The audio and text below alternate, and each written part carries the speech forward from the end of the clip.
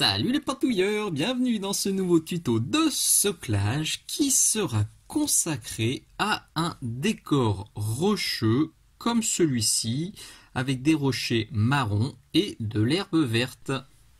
Mes socles rocheux, vous les connaissez déjà, je vous ai présenté déjà deux recettes sur mon YouTube. Vous avez celle-ci qui à l'heure où je tourne cette vidéo est encore une avant-première Patreon, mais logiquement quand celui-ci va sortir sur YouTube, celui-là y sera déjà.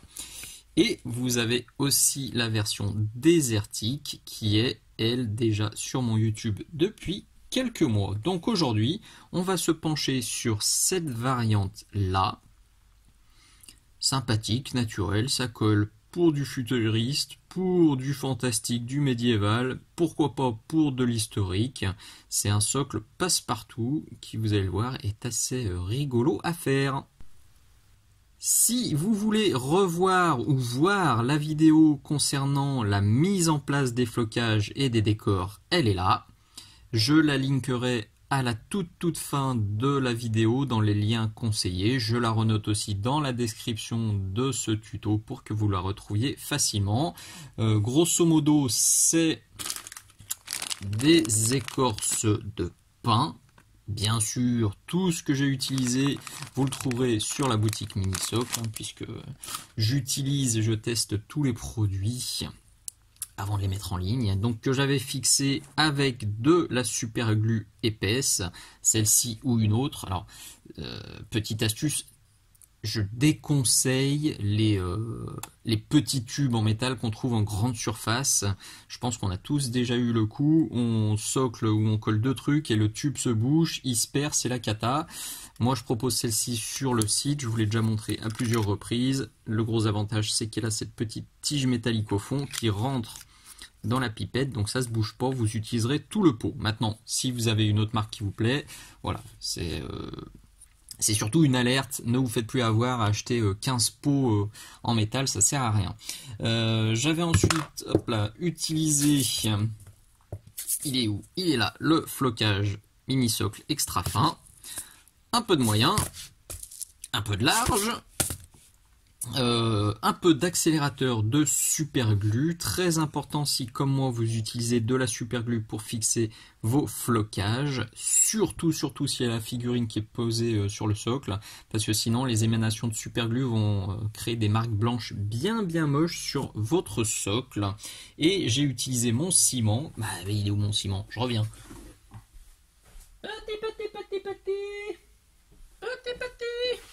Yeah, il est là.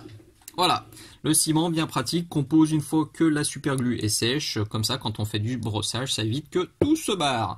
Une fois qu'on a fait tout ça, hop, on obtient ça. Bon, là c'est sous-couché, mais avant sous-couche, c'était, on voyait mieux. J'aurais peut-être dû vous présenter avant la sous-couche. Là j'ai voulu faire un peu vite, mais bon, on voit bien les flocages fins, on voit bien les ardoises, on voit bien le flocage large et le moyen qui est là au milieu. Après la sous-couche noire, je vais appliquer sur mes rochers du style Legend Drab de chez Citadel et sur les parties vertes du Castel Green. Les parties vertes, je vous les ai déjà présentées dans un précédent tuto, donc je ferai très vite. Si vous voulez voir plus en détail, je le linkerai aussi et je vous mettrai aussi le lien dans la description. Donc pour faire du basage de socle, vieux pinceau, bien cracra, vous voyez, il est en sale état celui-là, mais pour faire ça, il va très bien. Truc très important, je le dis à chaque tuto soclage, quand vous mettez en place vos flocages, pensez à mettre des cailloux dans l'herbe et à mettre de l'herbe sur les cailloux. Dans la nature, c'est rarissime qu'on ait un truc très tranché, j'ai de l'herbe et pouf, d'un seul coup j'ai que des cailloux. On a toujours un mélange des deux, donc ça fera toujours plus naturel si vous faites la même chose sur votre socle. Idem avec les couleurs, je vais mettre un peu de vert sur le marron, je mettrai un peu de marron dans le vert. Donc là, on y va, on tartinouille, on y va, on se fait plaisir. Alors c'est quand même un peu dilué, parce qu'il faut pas non plus totalement blinder la micro texture des des écorces de peigne. Ce serait dommage. Donc là, je blinde, mais pas trop. Vous voyez, là, j'ai mis une première couche. Il va en falloir une deuxième. J'ai pas mis juste une grosse couche épaisse. Là, celui-là est sec. Et on lui fait un deuxième petit passage. Idem sur l'herbe. Idem sur les petits copains qui sont là. On attend que ce soit sec quand même entre chaque passage. Et si on est pressé, on sort son sèche-cheveux. Quand tout est bien sec, eh ben, il est temps d'ombrer avec du Strong Tone qui est où? Je pense qu'il est là. Et du Dark Tone de chez Army Painter. Ça doit être la goutte juste à côté. Si vous n'avez pas ça, le Agrax Earth Shade pourra remplacer le Strong et le Null Oil pourra remplacer le Dark. L'idée, c'est d'ombrer, oui, mais de nuancer aussi. Ah bah non, je me suis trompé. Qui est qui? Là. Là, on a le Dark, là, on a le Strong. Le Dark est bien noir, le Strong est plutôt marron. Et on tartine, Martine. Hop. Je prends du Strong, je tartine, je prends du Dark, je tartine. Alors je tartine, mais j'absorbe aussi un peu au passage. Vous voyez, là c'est en train de trop s'accumuler. Je vide sur ma petite lingette, là, qui va bien. J'en enlève et j'en remets.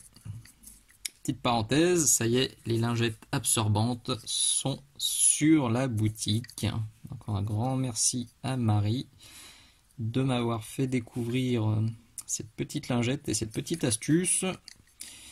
Ça m'a fait économiser des tonnes de papier absorbant. C'est cool, c'est bien pratique, c'est lavable. Ça me plaît bien. Bon, je vais vous épargner la fin, vous avez vu, je tapote, j'en mets de partout. Là, c'est le cochonnage du matin. Là, vraiment... Je réfléchis pas, j'en mets de partout. On est pas mal, donc on peut passer à l'étape suivante que vous attendez sûrement avec impatience, c'est l'instant brossage. On va faire chanter notre socle comme une vieille cigale asthmatique. Tac, donc là je reprends tout simplement mon style Legion Drab pour les caillasses et je ressortirai mon Castellan Green. Ah, je viens de me tromper de pinceau. Je vais prendre un peu plus large parce que pour le coup les surfaces sont un peu plus larges. Je trempe et je décharge bien. Du vieux pinceau là aussi, hein, surtout. C'est là qu'on peut acheter des pinceaux synthétiques à pas cher. Pour les brossages, c'est parfaitement adapté. Et là, on y va. Le but, c'est de faire ressortir tous les petits reliefs, de redonner de la lumière à l'ensemble, tout en laissant nos creux plus sombres. Et voilà, on l'entend chanter. Et bien enroué. Là, je fais l'autre côté, je fais le sable, et je vous montre ce que ça donne. On va continuer à éclaircir nos rochers avec du Paint Blade Brown. Si vous n'avez pas cette teinte, vous pouvez aussi prendre le style Légion Drab et rajouter un peu d'ivoire dedans ou un peu du Chaptibone, quelque chose comme ça. Je le secoue hein, parce que hop là, je me suis rendu compte qu'il n'était pas bien mélangé. Hop. Tac. Et pour le sol, alors le sol je le ferai à la toute fin. Je vous donne déjà la recette. Donc ce sera du Lorraine Forest, puis de l'Elysian Green, et par endroit je mettrai un petit peu de Mood Green, mais je vais brosser tous les rochers avant, parce que forcément les rochers représentent une plus grande surface, donc en brossant les rochers je vais forcément déborder sur le sol. On en prend un peu.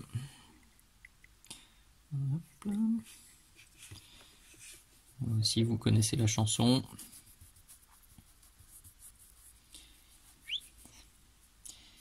Donc là j'y vais plus léger, le pinceau vous voyez je le couche et j'appuie beaucoup moins et je vais pas brosser l'intégralité de ma roche, je vais insister sur certaines parties, je veux pas que ce soit trop uniforme, donc là vous voyez Là, il y a un petit dénivelé, en fait, ça rebique, donc je vais plus insister sur ce côté-là. Et de l'autre côté, je passerai juste un petit coup comme ça pour teinter un peu, mais je veux pas avoir quelque chose de trop plat.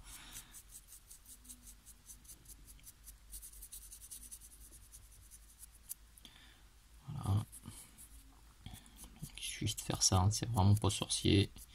Et par endroit, je ressortirai ça là, donc mon pinceau déglingos. Quand je veux vraiment que ça teinte plus, vous voyez, en fait, au lieu de brosser, je viens tapoter comme ça pour pas prendre que les reliefs, mais donner plus, enfin marquer beaucoup plus les éclaircissements. Même un peu dans les creux, c'est légèrement dilué, donc ça marque pas non plus à mort. Enfin, ça permet d'être un peu plus précis qu'avec la grosse brosse. La dernière étape sur nos caillasses, c'est du Screaming Skull. Et non pas du Screaming School, comme je disais au début, et ça ne plaisait pas trop à mes abonnés. Hop. Donc là on décharge bien. Je décharge bien, par contre j'ai pas rincé mon pinceau. Donc il y a encore un peu de Bane Blade dedans. Ça va me permettre de faire un premier passage, pas trop tranché. Puis je ferai sûrement un ou deux autres passages après avoir rincé mon pinceau. Donc alors là je suis vraiment ultra léger. J'appuie à peine. Le but c'est surtout de choper les arêtes.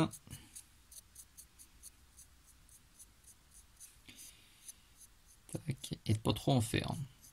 J'aime pas trop, hein, alors c'est du goût perso, mais j'aime pas quand les arêtes sont super marquées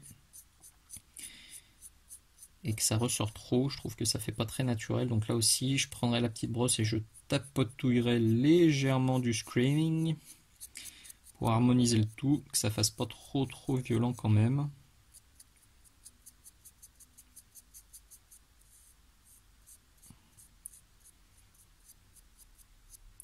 Au fur et à mesure que le pinceau se décharge et que la peinture sèche un petit peu, forcément, sur le pinceau, je peux appuyer un peu plus et repasser sur les endroits où j'en ai pas mis assez. Si c'est trop violent, je reprendrai mon Bane Blade ou je reprendrai mon Steel Legend Drab et je repasserai un petit coup. Là, c'est du goût perso, c'est le moment où vous allez ajuster à votre goût, à votre sauce, le résultat final. Si c'est trop tranché, on reprend les teintes précédentes. Si c'est pas assez tranché, on met du Screaming pur, voire une goutte de blanc cassé ou d'ivoire. C'est comme tu veux, tu choises. Je ferai encore quelques ajustements sur les éclaircissements de la roche, mais avant ça, je vais rajouter, enfin, pas rajouter, si, rajouter. Je vais accentuer en fait surtout les nuances, parce qu'il y en a déjà, vous voyez, il y a déjà un petit peu de vert ici, il y en a déjà un petit peu ici, puisque j'en ai mis aux étapes précédentes. Mais je vais renforcer l'effet avec donc ce que j'ai mis pour le sol, l'Elysian Green et le Moumout, que j'aime bien. Petite parenthèse d'ailleurs, sur le sol que j'ai traité, je trouvais le résultat un peu tristounet, donc j'ai fait un brossage très léger d'off-white et après j'ai de nouveau mis de l'Elysian. Ça me permet d'avoir quelque chose de beaucoup plus lumineux qui me plaît beaucoup plus. Alors là par contre je suis hors champ, il est là, mon Elysian et mon Mout, il est là. C'est toujours un vieux pinceau mais qui est un peu meilleur. Je vous l'explique souvent, mes pinceaux, ils me font des années. Quand ils sont très bien, je leur mets une petite pastille verte aux fesses. On la voit encore ici. Quand ils vieillissent un petit peu, quand la pointe me plaît moins, soit je leur mets une pastille rouge et ils me servent pour les métaux, soit je leur mets une pastille marron et ils me servent pour les socles. Quand je dis une pastille, je trempe les fesses, les miches dans une tache de peinture. C'est pas très technique, mais comme ça, les pinceaux me font très longtemps. Je pense que dans toute ma vie de peintre, ça va faire... je crois que j'ai commencé en 2004, ça fera plus de 15 ans. J'ai dû balancer peut-être 5-6 pinceaux quand vraiment ils sont au bout, ou que malheureusement je les trempé de la super glue. Allez. Petite parenthèse aussi, parce qu'on m'a posé encore la question hier. Pourquoi tu trempes ton pinceau dans la peinture, tu essuies, tu retrempes, tu essuies, tu retrempes. C'est pas du tout une technique secrète ou un truc super important à faire. C'est juste que souvent je trempe, je suis parti pour peindre et j'ai un truc à vous dire. Donc je le dis et je me dis mince, j'ai plus assez de peinture, je retrempe et je fais ça plein de fois. Parce que vous me connaissez, je papote. Je suis une vraie pipelette. Allez, t'es trop épeint. Donc je vais mettre ça un petit peu de partout. Enfin non, pas de partout, je vais quand même essayer de localiser. Ça va surtout permettre de casser l'uniformité de cette grosse dalle. Qui m'emballe pas franchement. Après on rajoutera quelques touffinettes d'herbe pour recasser encore plus. Donc là je prends de l'Elysiane, je prends du mout, je tapote, j'en mets un peu. C'est quoi ça? Ça c'est du Lorraine qui est là-haut. Allez, bon, il va servir aussi.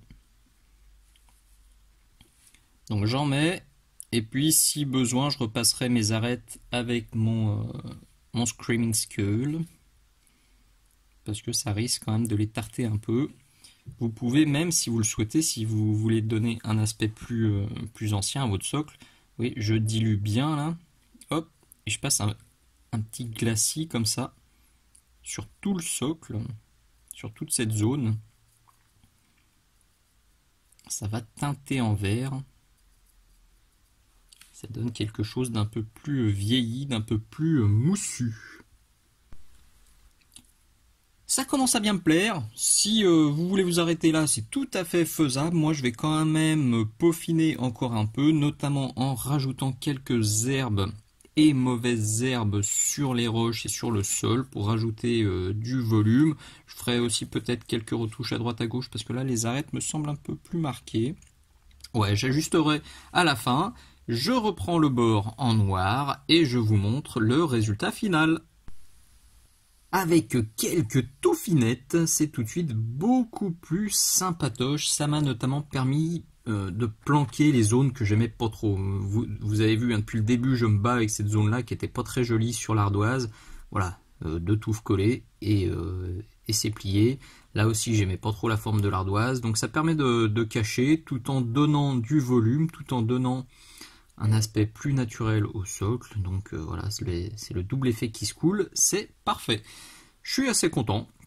Le résultat est bien proche de celui-ci. Pour le coup, j'étais pas sûr d'y arriver parce que celui-ci, je l'ai fait il y a quand même un paquet de mois.